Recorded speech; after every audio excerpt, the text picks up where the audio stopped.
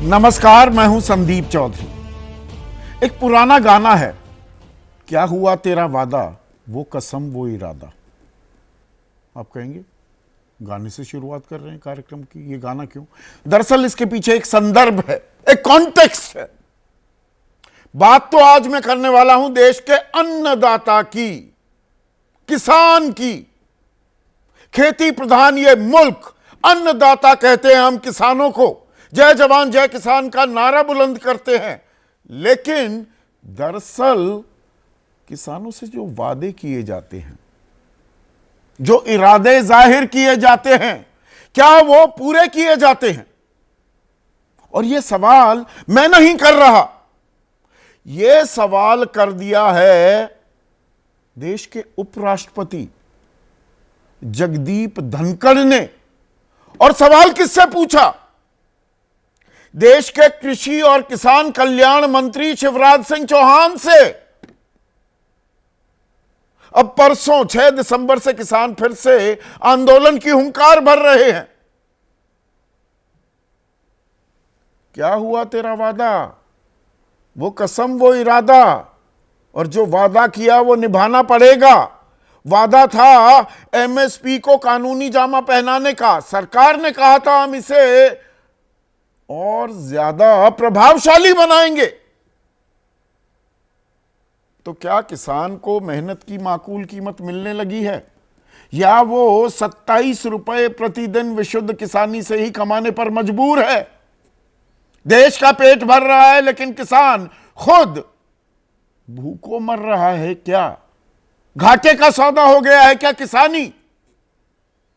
और ऊपर से किसानों की लानत मलानत। जब वो आंदोलन करते हैं तो आंदोलन जीवी, आतंकवादी, खालिस्तानी, नक्सली, पाकिस्तानी, न जाने क्या क्या कहा जाता है। और उपराष्ट्रपति ने ये सब खामोशी से पहले कैसे सुन लिया, और अब याद क्यों आई किसानों की? आज बात करूंगा मैं देश के अन्नदाता की। 2/3 जनसंख्या कहीं ना कहीं किसी ना किसी तरह से किसानी से जुड़ी हुई है इस देश में, और किसान एक बार फिर आंदोलन की बात कर रहा है। 6 दिसंबर से आंदोलन। नोएडा के किसान भूमि अधिग्रहण और मुआवजे को लेकर वो भी आंदोलित हैं। अलग अलग जगहों से खबरें आ रही हैं, उत्तराखंड, केरल, तमिलनाडु के किसान भी प्रदर्शन करने की तैयारी में हैं। और ऐसे में किसानों को लेकर दर्द छलका है एक अहम शख्सियत का। देश के उपराष्ट्रपति, no less than the vice president of this country, Jagdeep Dhankhar, उन्होंने अब पूछा है कि भाई किसान परेशान है, पीड़ित है, आंदोलित है। पिछले साल भी आंदोलन कर रहा था, इस साल भी आंदोलन की बात कर रहा है।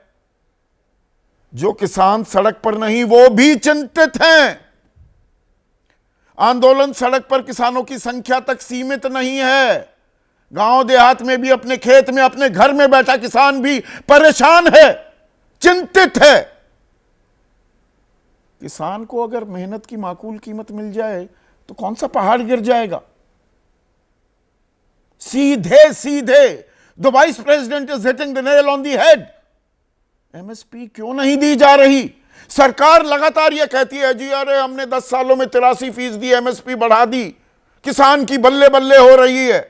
अगर किसान की बल्ले बल्ले हो रही है तो प्रतिदिन 27 रुपए कमाने पर ही क्यों मजबूर हो रहा है किसान?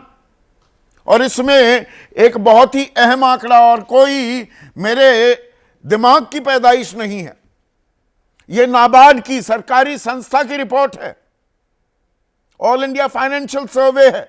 इसी साल इसको रिलीज किया गया, और इसमें 2016-17 में किसान की क्या आमदनी थी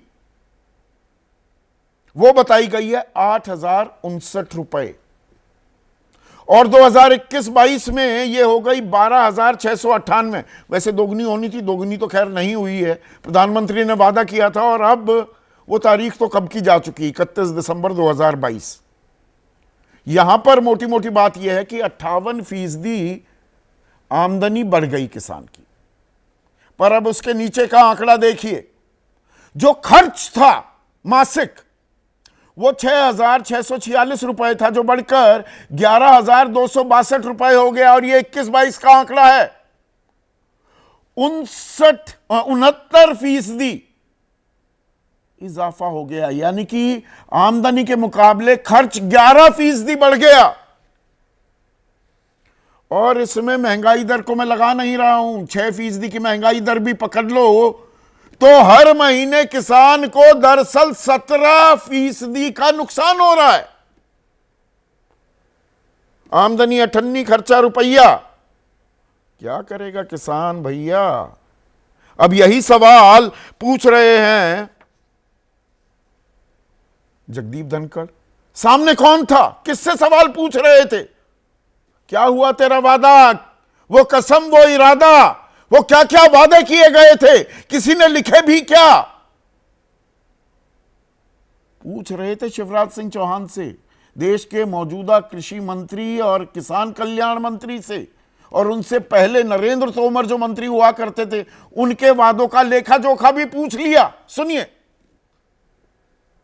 कृषि मंत्री जी, एक एक पल आपका भारी है। मेरे आपसे आग्रह है और भारत के संविधान के तहत दूसरे पद पर विराजमान व्यक्ति आपसे अनुरोध कर रहा है कि कृपया करके मुझे बताइए, क्या किसान से वादा किया गया था, और वादा किया गया वादा क्यों नहीं निभाया गया, और वादा निभाने के लिए हम क्या कर रहे हैं? गत वर्ष भी आंदोलन था, इस वर्ष भी आंदोलन है, काल चक्कर घूम रहा है, हम कुछ कर नहीं रहे हैं। तो क्या कह रहे हैं देश के उपराष्ट्रपति? हम किसानों को रिवॉर्ड तो छोड़िए, बकाया तक नहीं दे रहे। मैंने कृषि संस्थानों के विजन डॉक्यूमेंट देखे हैं, मेरा दिल रो पड़ा। कई कृषि संस्थानों में गया, वहां पर किसान ही नहीं दिखते। अगर कृषि संस्थान किसानों को जोड़ते तो बदलाव आता। उपराष्ट्रपति का मानना है कि हम रास्ता भटक गए हैं, हम उस रास्ते पर गए जो खतरनाक है। कोई भी ताकत किसानों की आवाज नहीं दबा सकती।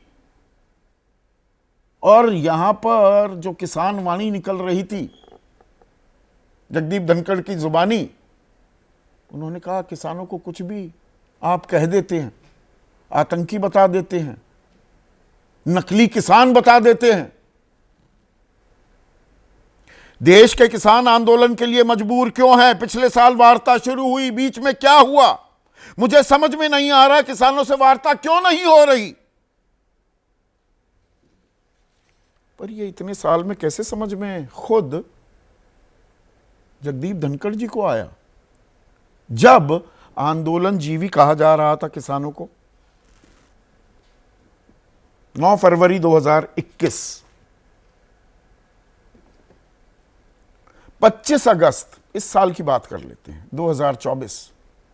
कंगना रनौत, मशहूर अभिनेत्री नहीं, अब लोकसभा सांसद हैं बीजेपी की, जो किसान आंदोलन हुए वहां पर लाशें लटकी थी, वहां रेप हो रहे थे, बड़ी लंबी प्लानिंग थी जैसे बांग्लादेश में हुआ। और 24 सितंबर, पहले उनके बयानों से पल्ला झाड़ लिया बीजेपी ने, पर वो नहीं मानी। 1 महीने बाद फिर बोली, निरस्त किए गए 3 कृषि कानून फिर लागू होने चाहिए, किसानों को खुद मांग करनी चाहिए। हरियाणा के मुख्यमंत्री रह चुके हैं और अब केंद्र में मंत्री हैं मनोहर लाल खट्टर। बॉर्डर पर कुछ लोग किसान का मुखौटा लगाकर बैठे हैं, जो स्थिर सरकारों को अस्थिर करना चाहते हैं। तो जगदीप धनखड़ जी खट्टर साहब से नहीं पूछा ये कहां से जानकारी आई, ये देश विरोधी ताकतें हैं ये? अब देश विरोधी ताकतों के लिए आपका दर्द क्यों निकल रहा है जगदीप धनखड़ जी? कैलाश चौधरी, ये 2020 दिसंबर आंदोलन शुरू हुआ था, ये 4 साल पहले की बात है। मैं नहीं मानता कि आंदोलनकारी किसान है, असली किसान अपने खेत में काम कर रहे हैं। अब जगदीप धनखड़ जी आप कह रहे हैं कि नहीं, वो तो जो खेत में काम कर रहा है वो भी चिंतित है। तो आपने कहा क्या वादा किया था? अब वादा तो सबको याद है, वो कोई लंबी चौड़ी बात तो है नहीं। वादा किया गया था प्रभावशाली बनाने का एमएसपी को, उसके लिए एक कमेटी का गठन भी हुआ। 12 जुलाई 2022 को, अब उसमें एक दिलचस्प संयोग कहिए या प्रयोग कहिए, जो 3 कृषि कानून जिनके लिए 378 दिन आंदोलन पर किसान रहे, 750 किसानों की मौत भी हो गई, ठिठुरती ठंड, चिलचिलाती धूप, मूसलाधार बरसात में सड़कों पर वो बैठे रहे जहां पर कीलें ठोक दी गई थी। और ये कानून बनाने में अहम भूमिका निभाने वाले संजय अग्रवाल, तत्कालीन कृषि सचिव, को इस कमिटी जो एमएसपी को प्रभावशाली बनाने का जिम्मा जिसे दिया गया और 12 जुलाई 2022 को गठन हुआ, उसका अध्यक्ष बना दिया गया। अब इस साल फरवरी तक का हमें आंकड़ा मिला, 37 बैठकें हो चुकी हैं,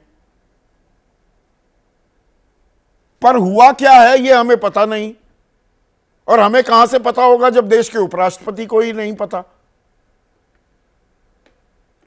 तो कैसे प्रभावशाली बन रही है, और प्रभावशाली इतनी, अब इसकी एक वानगी आपको देता हूं जो सरकार लगातार कहती है 80%, 83%, 10 सालों में हमने किसानों की बल्ले बल्ले कर दी है।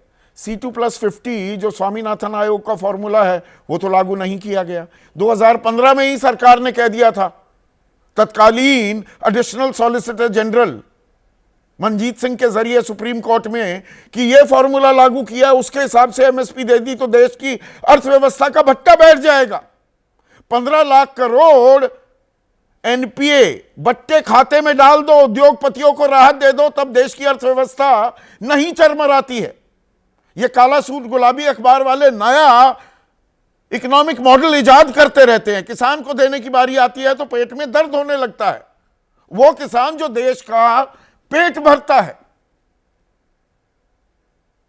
अब इसमें एमएसपी की बात पर आते हैं कि भाई बहुत बढ़ा चढ़ा कर दी जा रही है। तो गेहूं की एमएसपी है 2425 रुपए 25-26 इस वित्त वर्ष की। महाराष्ट्र, जहां पर बीजेपी की अगुवाई वाली ही सरकार है, उन्होंने क्या कहा? उन्होंने एमएसपी मांगी 4461 रुपए की, 2000 रुपए ऊपर। उन्होंने कहा जी लागत आती है 1 क्विंटल गेहूं की 3527 रुपए। सरकार कह रही है कि नहीं जी 2425 रुपए, हमने तो 50% लाभकारी मूल्य दे दिया इसमें जोड़ के। चना, महाराष्ट्र सरकार ने मांग की 7119 रुपए प्रति क्विंटल की एमएसपी की। एमएसपी मिल रही है 5650 रुपए, 1500 रुपए कम। महाराष्ट्र कह रहा है कि 5402 रुपए तो लागत आ जाती है, तो लागत बराबर एमएसपी दे रही है सरकार। अब बिहार की बात भी कर लेते हैं। बिहार में सरकार ने, और यह एनडीए की सरकार है, मसूर के दाम मांगे 7298 रुपए और एमएसपी दी जा रही है 6700 रुपए, 600 रुपए कम। और बिहार ने सरसों के दाम मांगे 7298 रुपए और दाम दिया सरकार ने 5950 रुपए, 1300 रुपए कम। तो इसमें किसान की बल्ले बल्ले होगी, या किसान पर आज की तारीख में जो कर्ज है वो 91,231 रुपए हो गया हर किसान पर, प्रति किसान। और 2016 के बाद किस वजह से आत्महत्या कर रहा है किसान, वो आंकड़ा तो नहीं है, पर 1995 से अब तक के जो आंकड़े हैं ना एनसीआरबी के पास, नेशनल क्राइम रिकॉर्ड ब्यूरो के पास, 4 लाख से ज्यादा किसान आत्महत्या कर चुके हैं। और किसान को आप आतंकवादी बता देंगे। अभी 5.4 गोता खाया भारत की विकास दर ने, पर किसान ने कृषि की विकास दर 2 से बढ़ाकर 3.5 कर दी। कोरोना काल में, उस संकट, संक्रमण, आफत, आपातकाल में अपने मजबूत कांधों पर डोलती हुई अर्थव्यवस्था को किसी ने संबल दिया, कांधा दिया, तो वो किसान था। तिलहन एमएसपी कुछ भी हो, अब उसको भूल जाइए। खरीदती कितना है सरकार? 0.32%। 1 क्विंटल उत्पादन करता है किसान तो 320 ग्राम सरकार खरीदती है, बाकी अपना भगवान भरोसे। और तिलहन दालें 0.016%। 1 क्विंटल उगाता है दालें किसान तो 16 ग्राम की खरीदी होती है, और 100 रुपए से ऊपर की आप दालें खरीद रहे हैं। कौन कमा रहा है? और कुछ हल निकलेगा क्या, या ये सेफ्टी वॉल्व थियरी है? इसी पर करेंगे आज चर्चा। ऐसे में आज का सीधा सवाल, किसानों से फिर घमासान, कैसे निकलेगा समाधान? और क्या हुआ तेरा वादा, वो कसम वो इरादा? चर्चा में मेरे साथ बीजेपी के किसान मोर्चा के उपाध्यक्ष रह चुके हैं, एक किसान चैनल भी चला था इस देश में, कहां गया किसी को पता ही नहीं लगा। सरोकारी नहीं है, प्राथमिकता ही नहीं है किसानी इस देश में। नरेश सिरोही, केसी त्यागी, आज इनको किसान नेता की भूमिका में मैं लेकर आ रहा हूं। महासचिव हैं जेडीयू के, मुख्य सलाहकार रहे हैं बिहार सरकार का, मैंने जिक्र किया वहां पर मुख्यमंत्री के। जगजीत सिंह डल्लेवाल, शंभू बॉर्डर पर अभी भी ये इसी साल फरवरी से डटे हुए हैं, अब दिल्ली की तरफ कूच करने का इरादा कर लिया है। परसों से इनको मुखौटा बता रहे थे मनोहर लाल खट्टर। गुणी प्रकाश, जिस एमएसपी कमेटी का मैंने जिक्र किया, जिसका गठन हुआ 12 जुलाई 2022 को, और 85 बार मिल लिए, पर उसकी रिपोर्ट कब आएगी? 4 महीने पहले आए थे गुणी भाई मेरे शो पर और कहा था, चौधरी साहब, संदीप भाई, 5 अगस्त को कुछ अच्छी खबर आएगी। मैं बेसब्री से इंतजार करता रह गया, दिसंबर आ गया। राकेश टिकैत, किसान आंदोलन के बड़े चेहरा, वो भी इस चर्चा में जुड़ेंगे। अनिल घनवत, सुप्रीम कोर्ट ने एक कमेटी बनाई थी 2021 में, जब किसान आंदोलन शुरू हुआ था, 2-3 महीने हुए थे। इन्होंने रिपोर्ट भी दी, रिपोर्ट आज तक सार्वजनिक नहीं हुई। तो वादों का क्या हुआ है ये बताएंगे। हमारे साथ देवेंद्र शर्मा भी जुड़ेंगे, जाने माने कृषि विशेषज्ञ भी हैं, रिपोर्टर भी रहे हैं, पत्रकार भी हैं। पर केसी त्यागी, क्या हुआ तेरा वादा, क्या वो कसम वो इरादा, पूछ रहे हैं उपराष्ट्रपति, कोई और नहीं, उपराष्ट्रपति पूछ रहे हैं। आखिरकार किसी ने सरकार में ही सरकार से सही सवाल पूछ लिया क्या?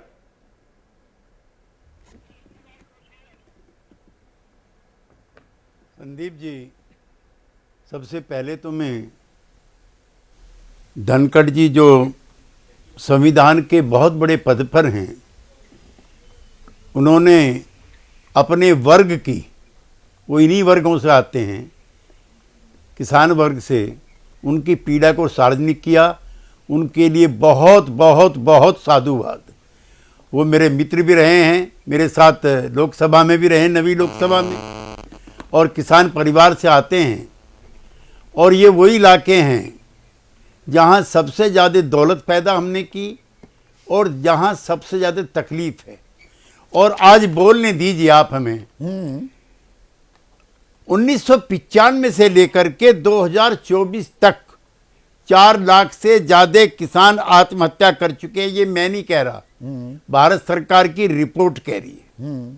कर्जे की ये हालत है कि पंजाब एंड हरियाणा, जो सबसे प्रोस्पेरस माने जाते हैं, उन पे संस्थागत कर्ज पंजाब पे 73,000 करोड़ और हरियाणा पे 76,000 करोड़ है।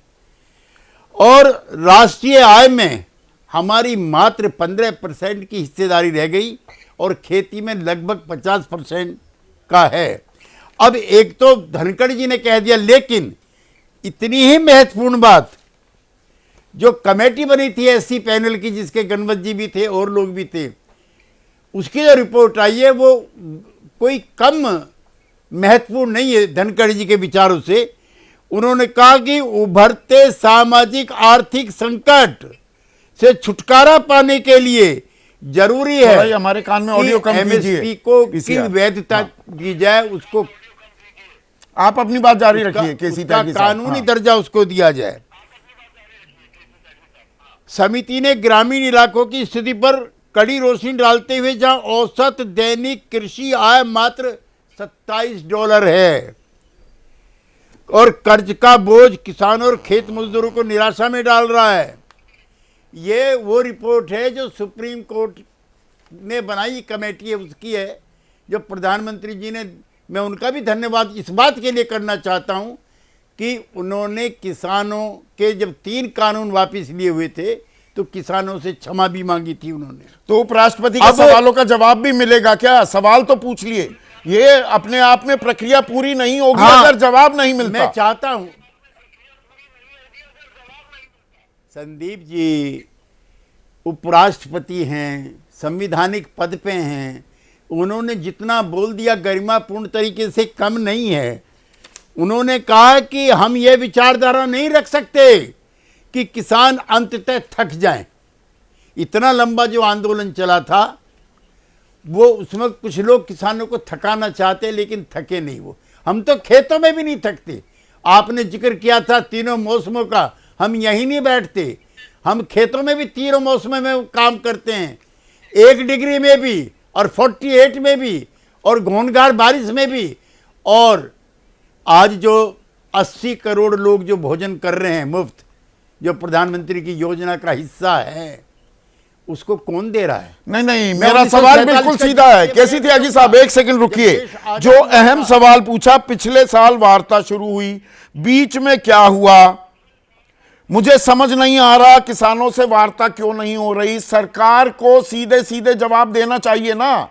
ये हम पूछ रहे थे सवाल, पत्रकार पूछ रहे थे, किसान पूछ रहे थे, जवाब नहीं मिल रहा था। अब जो सवाल पूछा है उपराष्ट्रपति ने, no less a person than the vice president, अब तो जवाब देना चाहिए सरकार को। संदीप जी, मैं जो एससी पैनल बनाया है, मैं उसकी रिपोर्ट पढ़ के आपको बता रहा हूं। उसने एसएसपी पर, कानून पर वैधानिक उसको दिया जाए दर्जा, उसकी मांग की है। और मैं ये भी आज आपसे शेयर करना चाहता हूं कि 1947 में हम इंतजार करते रहते थे बंदरगाहों पर, विदेश से गेहूं, चावल, चीनी के जहाज आएंगे तो पेट भरेगा वरना नहीं भरेगा। और आज मैं एक संवैधानिक संस्था का चेयरमैन रह चुका हूं, सेंट्रल वेयर हाउसिंग कॉरपोरेशन। और मैं आपको भी कहना चाहता हूं, अगर सूखा पड़ जाए, फसल बर्बाद हो जाए, हमारे पास 2-3 साल का बफर स्टॉक है। और आज हम गेहूं के नंबर 2 के, चावल के नंबर 1 के, शुगर के नंबर 1 के, दूध के नंबर 1 के दुनिया में सबसे बड़े उत्पादक है। लेकिन हमारे चेहरे पे मायूसी है, हमारे पेट खाली हैं, हमारे उसके पीछे वजह है न्यूनतम समर्थन मूल्य है, शहरों के, वो मेहनत की माकूल कीमत मिलेगी या नहीं। राकेश, उपराष्ट्रपति सवाल पूछ रहे हैं, क्या हुआ तुम्हारे वादों का? क्या वादा किया गया था? पूछ भी रहे हैं पिछले कृषि मंत्री ने क्या वादा किया था और वो कितना पूरा किया? क्या वादा किया था? आप ही याद दिला दीजिए। वादे का जिक्र नहीं किया उपराष्ट्रपति ने। क्या वादा किया था सरकार ने आपसे और वो पूरा किया है क्या? देखो सरकार ने बातचीत का जो दौर छोड़ दिया, 22 जनवरी 2021 को हमारी आखिरी बार बात हुई थी। वादे सरकार ने 3 काले कानून पे ही वो पूरी बातचीत 12 दौर की वार्ता सिमटी। जब हमने एमएसपी पे बात करनी चाहिए तो उन्होंने बात करी नहीं। बिजली अमेंडमेंट पे जो और हमारे इशू थे उस पे, भूमि अधिग्रहण पे सर्कुलेट नहीं बढ़ा हुए, किसान के तो बहुत इशू थे। नहीं, ये आपकी बात नहीं। एक मिनट राकेश, 2021-22 की बात नहीं पूछ रहे, वो पूछ रहे हैं 2018 में भी वादे किए थे कृषि मंत्री ने किसानों से। तब एमएसपी को प्रभावशाली एमएसपी लागू करने की बात की गई थी, कुछ कहा गया था क्या? आप इस बात का खुलासा कर दीजिए ना। मैं 2018 में जा रहा हूं। 2018 में इन्होंने बिल्कुल वादा करा था कि हम एमएसपी को प्रभावी बनाएंगे, हम शुगर को भी प्रभावी बनाएंगे, हम किसानों के कर्जे पे भी बात करेंगे, एमएसपी वो स्वामीनाथन कमेटी की रिपोर्ट को हम लागू करेंगे, वो हमारी प्राथमिकता पे है। जब हमारा आंदोलन 2018 का ट्रैक्टर आंदोलन हमारा जब दिल्ली आया तो ये उस टाइम पे बातचीत हुई थी इनसे। और उसका फिर कुछ 21 नहीं में बात निकला, हुई। वहां कुछ नहीं निकला था, अभी इसीलिए निकला ही 2020 में अक्टूबर में पंजाब से किसान चले और फिर नवंबर दिसंबर में आप लोगों ने भी जाकर उस आंदोलन का हिस्सा बन गए। दरअसल पृष्ठभूमि ये है बिल्कुल ना, तो कहानी 2018 से जी। शुरू होती है। वो वादा खिलाफी 2018 वो 2018 से चल वादा- रही है।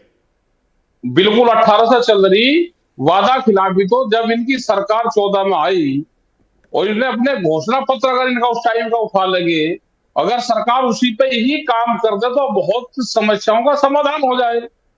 ये अपने घोषणा पत्र में भी झूठ बोलते हैं, उसमें भी नहीं करा। उसमें सीधा था कि हम स्वामीनाथन कमेटी की रिपोर्ट की सिफारिशों को लागू C2 करेंगे। प्लस 50 उसमें सुप्रीम था कोर्ट में 3 साल पहले जी। जबकि कह दिया कि नहीं जी जी। बट्टा बैठ जाएगा, और कह रहे हैं हमने लागू भी जी। कर दी, आंकड़ा बताएंगे नहीं।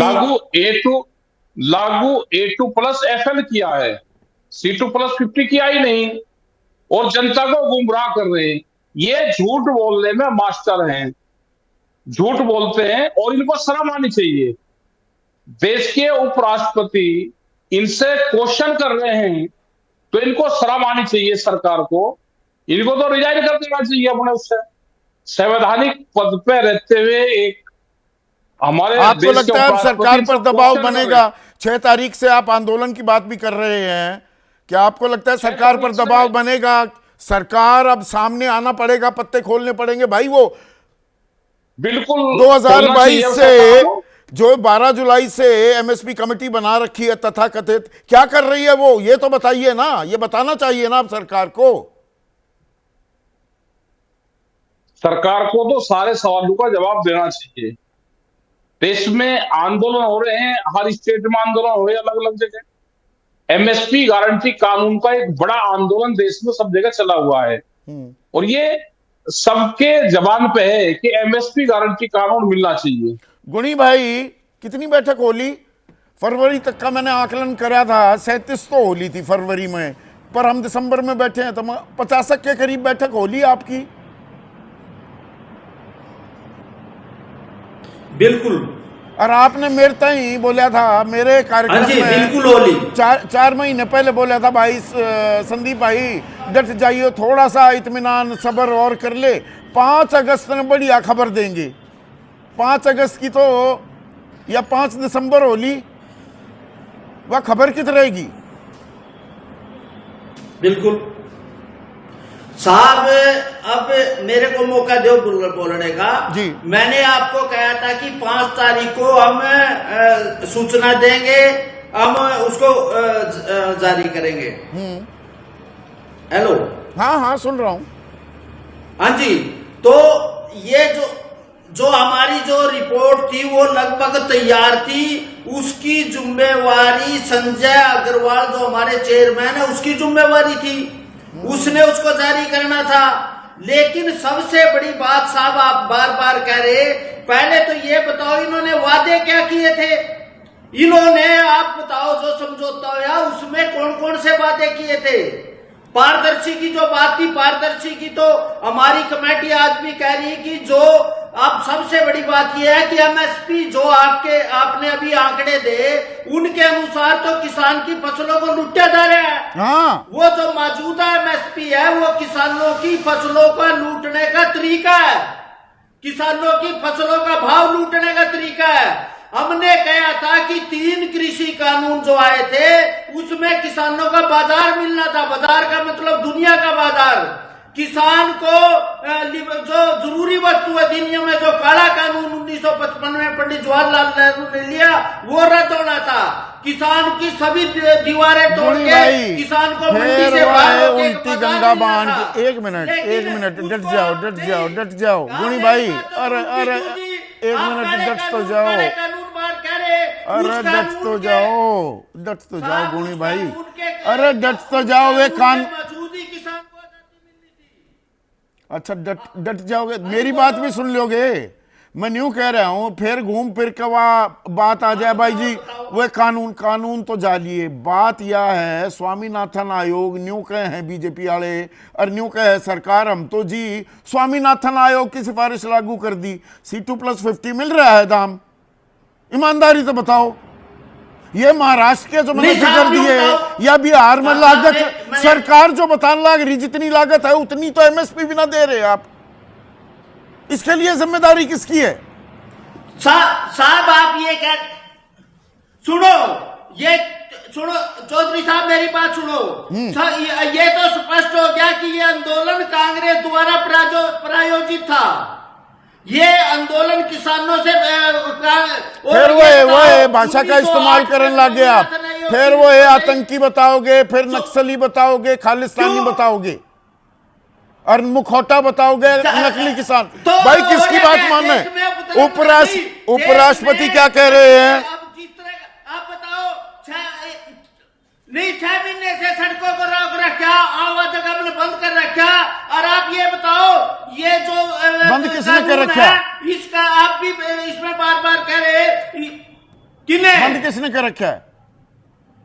जाकर बात करने दो भाई। उपराष्ट्रपति भी ये कह रहे हैं कि बात क्यों ना करते? ये भी तो बात करना चाह रहे हैं, बात क्यों ना करते? हरियाणा में भी पहले इन्होंने किया, क्या इनको छूट दे दे भाई ये देश में उपधर्म चाहेंगे? तो पूरा पंजाब का हरियाणा का किसान है कि हरियाणा में, अच्छा आप बार बार कह रहे हरियाणा में तो एमएसपी मिल रही है, किसको दिक्कत है? और जो मौजूदा एमएसपी है उसकी बात करो ना। C2+ जो आप कह रहे हो बात, वे भूपेंद्र सिंह हुड्डा तो की C2+ कमेटी ने 50 क्यों दे नहीं रहे लागू हो करी? के? अच्छा नहीं बता दो, नहीं बता दो। अरे एक एक मिनट गुणी भाई नहीं बता दो, बाजरा कितना फीसदी एमएसपी पे खरीदा है हरियाणा सरकार ने? बताइयो, बता दो। हरियाणा सरकार ने ये कहा था कि हरियाणा की बाजरे की एक बोरी भी खरीदी है के? एक बोरी भी खरीदी है विविधीकरण में गुणी भाई? एक बोरी भी खरीदी है? एक बोरी न्यू पूछूं सीधा, एक बोरी भी खरीदी है? खरीदी क्यों नहीं है? बिल्कुल खरीदी है। मैं आंकड़े बताता हूँ बाजरा के। बताओ ना, बताओ, हरियाणा बताओ, सरकार बताओ। ने- हरियाणा सरकार ने यह भी कहा अगर बाजरे क्यों नहीं किसकी, आप ये बताओ कि हरियाणा में बाजरा किसान ने, हरियाणा सरकार ने खरीदा। ये अजय अंतिल का ही सवाल लीजिए गुणी भाई। आप सोनपत में बैठे हैं, एक मिनट डटो तो। सोनीपत में बैठे हैं, अजय अंतिल हैं सोनीपत में, वे भी बैठे देखने लग रहे हैं प्रोग्राम में, और उनका सवाल यह है मौजूदा वक्त में खेती घाटे का सौदा बन गई है, लेकिन सरकार ध्यान नहीं दे रही। बिल्कुल झूठ बोलने लग रहा है अजय अंतिल। इससे एग्री कर रहे हैं आपसे कि अच्छा घाटे का ये सौदा आप है। अग्री कर रहे हैं, घाटे का सौदा है, पर किसान जो बैठे हैं आप राजनीति कर रहे हैं। डल्लेवाल साहब, पर आप राजनीति कर रहे हो, इतना तो मान गए गुणी प्रकाश कि हाँ घाटे का सौदा है, पर आप कोरी राजनीति कर रहे हो और कांग्रेस का एजेंडा चला रहे हो, ये आरोप लग रहा है डल्लेवाल साहब। संदीप चौधरी जी, हम खनौरी बॉर्डर से आपके इस कार्यक्रम में जुड़े हैं और पिछले 9 दिन से यहाँ पे अनशन चल रहा है। सवाल ये है कि पहली तो बात ये है कि आज जिस बात पे बात हो रही है, हमारे माननीय उपराष्ट्रपति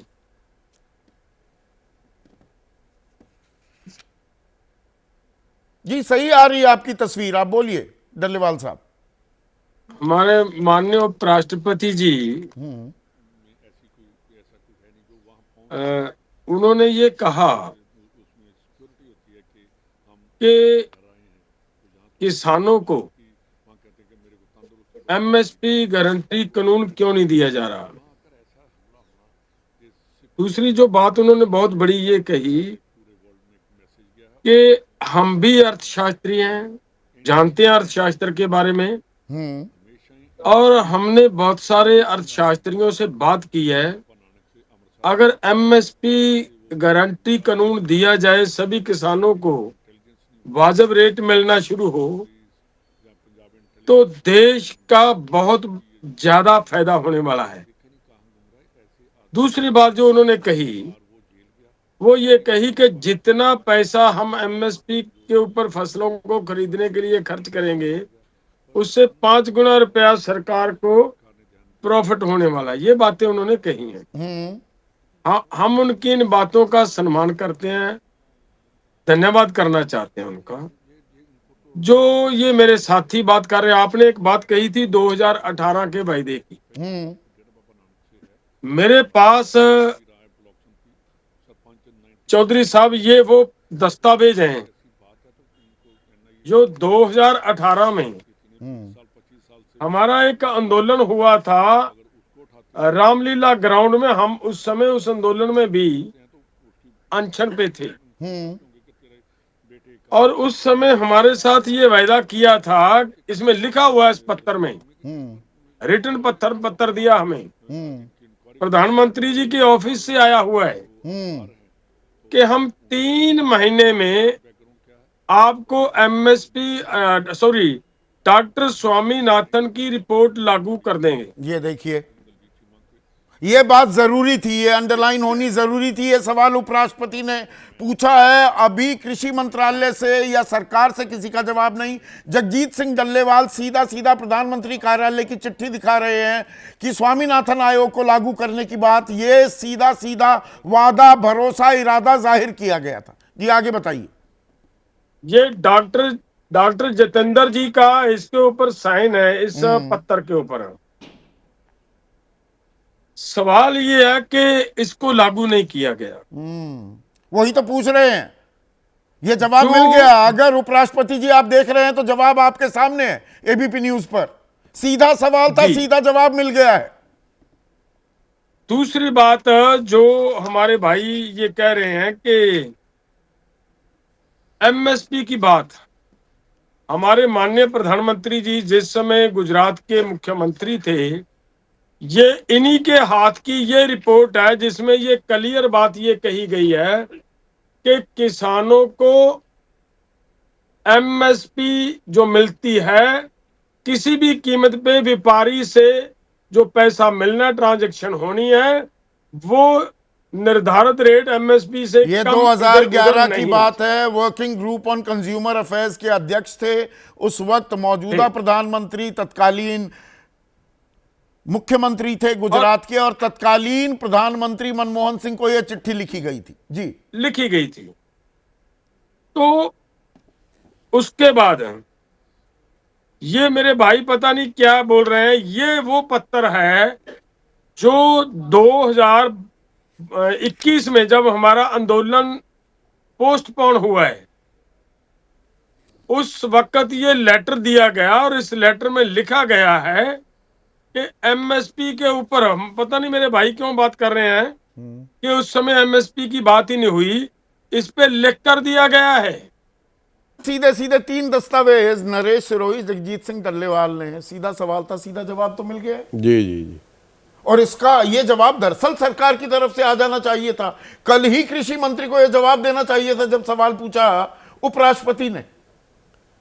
कल ही जवाब देना चाहिए था। संदीप जी, आप 18 की बात कर रहे हैं, मैं 14 की बात कर रहा हूँ। वो मैनिफेस्टो कमेटी में जो डॉक्टर जोशी के नेतृत्व में बनी थी, चेयरमैन, मैं उसमें भी था, और हमने देश भर के किसानों को इकट्ठा करके, और उसमें जो लिखा था कि स्वामीनाथन आयोग के सिफारिश के आधार पर C2+ हम किसानों को देंगे। तो वादा तो ये पुराना था। दूसरी बात, जो आप कमेटी की बात कर रहे हैं और हमारे मित्र हैं, बड़े आदरणीय हैं गुणी प्रकाश जी, जिस स्तर के लोग इस कमेटी में हैं और जिस तरह की बात सार्वजनिक रूप से कर रहे हैं, उस कमेटी के स्तर का पता लग जाता है। एक तरफ कह रहे हैं कि आप बाजार खोल देना चाहिए, तो भाई फ्रांस में, लंदन में अभी प्रदर्शन हुए, तो वहां तो बाजार खुला हुआ है, फिर वहां का किसान सड़कों पे क्यों आ रहा है? दूसरी बात, और नहीं, यहां पर उपराष्ट्रपति पूछ रहे हैं देश के किसान आंदोलन के लिए मजबूर क्यों हैं। वो कह रहे हैं वो आंदोलन कर रहे हैं, ये कह रहे हैं नहीं, ये तो नकली किसान है। नहीं, तो वहां भी सब नकली है। दूसरी बात, मनोहरलाल खट्टर भी ये बात कह रहे हैं, और एमएसपी कमेटी के अहम सदस्य गुणी प्रकाश भी ये सवाल उठा रहे हैं। संदीप जी, सबसे बड़ी बात ये समझिए कि वो एक तरफ कह रहे हैं कि जो एमएसपी तय करने का तरीका है वो ठीक नहीं है। अपनी बात से ही वो अपनी बात को काट रहे हैं कि हम तो एमएसपी पे खरीदें। जब वो ठीक नहीं है तो पहले उसको ठीक कराओ, उसको पारदर्शी बनाओ। उसमें जो राज्य सरकारें मांगे, जो आपने आंकड़ा दिया है, उसमें बड़ा स्पष्ट है कि स्टेट की लागत क्या आ रही है और वो केंद्र सरकार से क्या मांग रहे हैं। इसका मतलब केंद्र सरकार का जो एमएसपी तय करने का जो फार्मूला है वो न्याय पर इसमें संगत मुझे नहीं एक है। बात अभी समझ नहीं आई, सरकार ही सरकार से सवाल पूछ रही है, उपराष्ट्रपति कृषि मंत्री से सवाल पूछ रहे हैं। 2.5 साल से नहीं दिख रहा था किसानों की क्या लानत मलानत की जा रही है, किन किन संज्ञाओं से उन्हें नवाजा जा रहा है, उन्हें बलात्कारी, हत्यारा, खालिस्तानी, पाकिस्तानी, आतंकवादी, नक्सली कहा जा रहा है। संदीप जी, ये कानों तक नहीं गई थी उपराष्ट्रपति के। देखिए, किसान नेताओं के बारे में कल ही मुझे एक व्हाट्सएप पे मैसेज आया, संघ के हमारे एक बहुत आदरणीय अधिकारी है, उसमें लिखा है कि भारत के जितने भी किसान नेता हैं सब कांग्रेस और विपक्षी दलों से पैसा लेके सड़कों पे आते हैं। ये विदेशों से भी पैसा इनको तो मिलता आप है। भी कांग्रेसी हो गए, आप किसान हाँ। मोर्चा के उपाध्यक्ष रहे हैं बीजेपी। जी जी जी।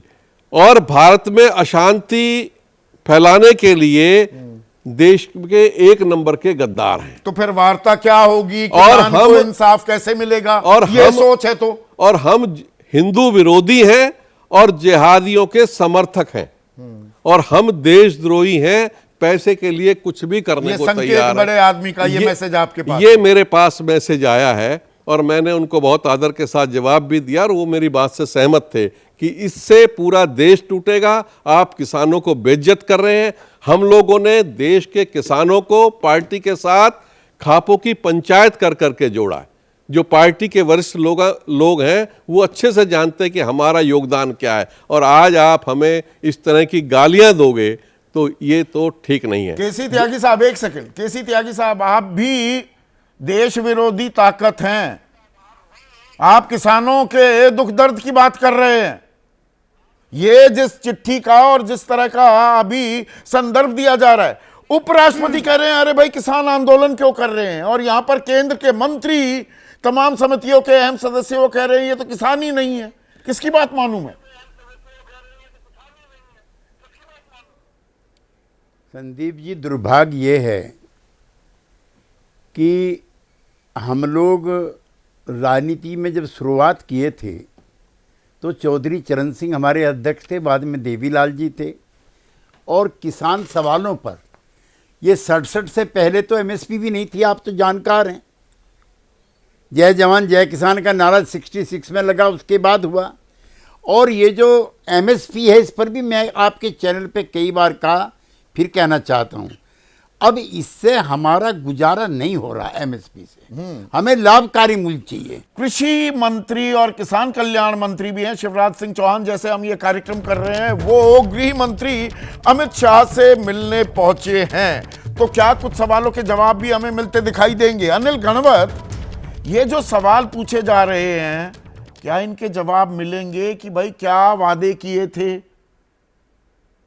वादे तो किए गए, सिलसिलेवार तरीके से जगजीत सिंह डल्लेवाल ने वो चिट्ठियां भी दिखा दी, तो ये कोई स्टेट सीक्रेट तो है नहीं, सरकार को पता तो है वादे क्या किए गए थे। अब क्या दबाव बनता दिख रहा है आपको, या कुछ फॉरवर्ड मूवमेंट होती दिखेगी? अनिल घनवत जी।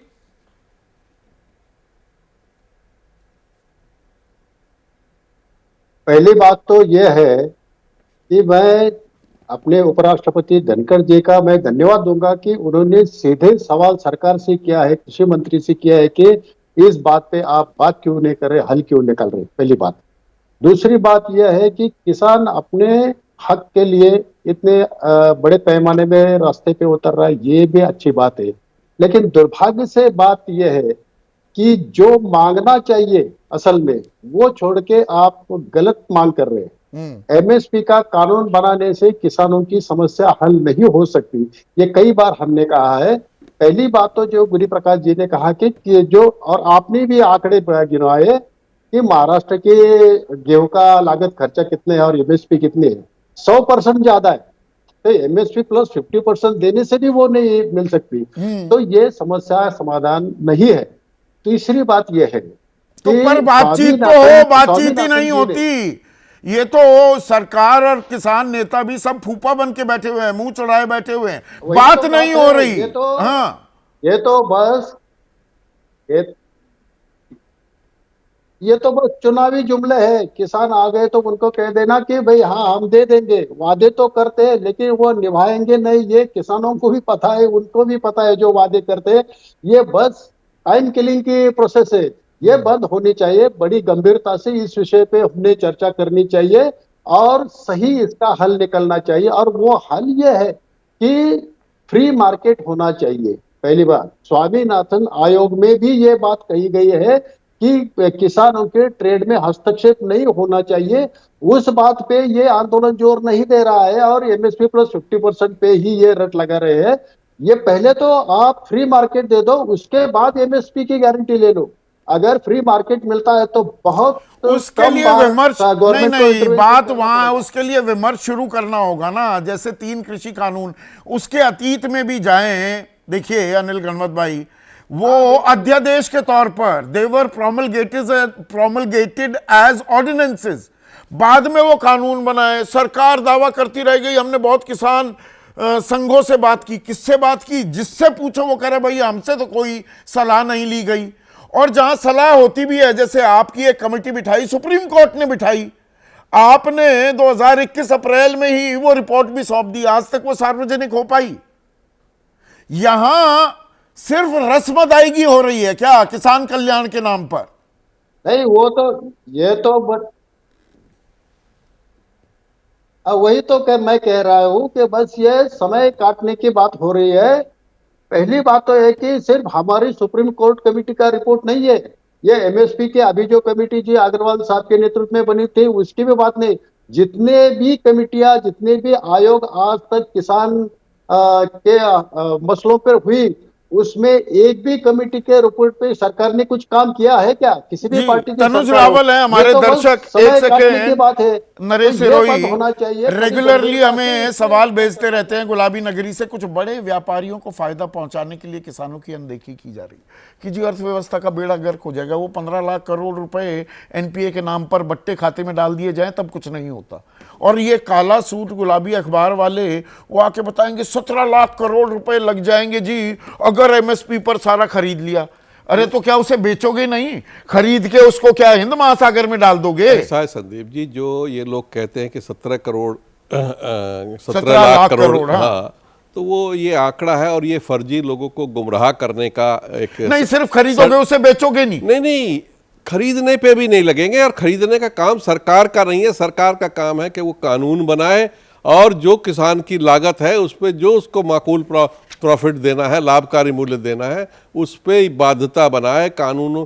पहले तो उसका पारदर्शिता से उसकी लागत निकाले और फिर जो उसको लाभ मिलना चाहिए उसको दे के खरीदे और बाजार में कानून बना दे कि उससे कम पे कोई नहीं खरीदेगा। वही किसान नहीं, एमएसपी पर किसान आंदोलन में भी दिक्कत है। अब एमएसपी तथाकथित एमएसपी समिति जो है 29 सदस्य होने थे, 5 इसमें किसान आंदोलन वाले लोग भी होने थे, वो है ही नहीं। मैं कह तो रहा ये हूं अपने आप में एक्सरसाइज बेईमानी हो जाती है। संदीप जी, मैं कह रहा हूं वो नहीं है, लेकिन उसके बावजूद भी तो हमारी ड्यूटी है, सरकार की ड्यूटी है कि हम लोगों के साथ न्याय करें। नहीं, सरकार की भी जिम्मेदारी है, पर आप भी फूफा बनकर बैठे रहते हैं। मैं ये शब्द पूरी जिम्मेदारी से इस्तेमाल कर रहा हूं। जगजीत सिंह डल्लेवाल, आप भी तो बैठ, भाई कोई समिति है, आप जाकर बैठिए ना, एतराज दर्ज कराइए। देखिए संदीप जी, जब हमारे साथ वायदा किया था वो एमएसपी गारंटी कानून की बात करके दिया था, लेकिन जब कमेटी बनी उसमें कहीं पे भी जब उसके टर्म्स एंड रेफरेंसेस के ऊपर हमने झात मारने की प्रयास किया, उसमें कहीं पे नहीं बात ये कही गई कि हम एमएसपी गारंटी तो कानून देने मतलब के लिए भरोसे ये की कमेटी- कमी है। मुझे ध्यान है आपने कुछ सवाल पूछे थे समिति को लेकर, इसके गठन, इसकी रिपोर्ट कब जाएगी, क्या समय अवधि है, उस पर सरकार भरोसा देगी क्या कि हम इसको ऐसे के ऐसे इंप्लीमेंट करेंगे? तो भाई किसान हमारे, सरकार हमारी, देश हमारा, अन्नदाता कहते हैं, आपस में बैठ जाइए। अब शिवराज सिंह चौहान और गृह मंत्री अमित शाह बैठे हैं, किसान नेताओं को बुलाइए, कोई हल निकालिए। क्या यही सही मायने में देशहित नहीं होगा?